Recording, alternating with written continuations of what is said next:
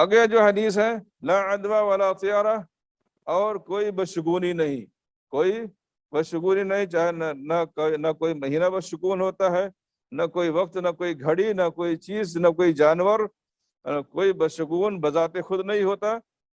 اسی طرح سے لا عدوى ولا طیارہ ولا حامہ، اور نہیں ہے کوئی الو۔ اس کا کیا مطلب نہیں ہے کوئی الو؟ حامہ کے معنی الو۔ پرانے زمانے میں تصور تھا کہ جب الو کسی کے گھر پہ بیٹھ جاتا، جب الو کسی کے گھر پہ بیٹھ جاتا، آواز لگاتا، تو وہ سمجھا جاتا کہ اب جو ہے یہ آج ہماری موت،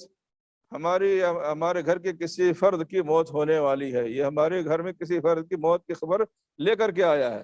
تو آپ نے اس حدیث میں اس کا بھی انکار کیا کہ لا عدوى ولا طیارہ ولا حامہ ولا سفر، اور نہیں ہے کوئی سفر،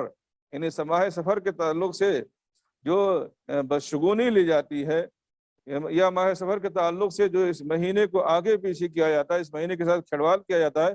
ان سب کو جو ہے ختم کرنا چاہیے، بدشگونی ختم کرنا چاہیے۔ یہ ماہ سفر کو تقدیم و تاخیر، آگے پیچھے کرنے کے تعلق سے جو کھلواڑ کیا جاتا ہے، اس کو بھی ختم کرنا چاہیے، اور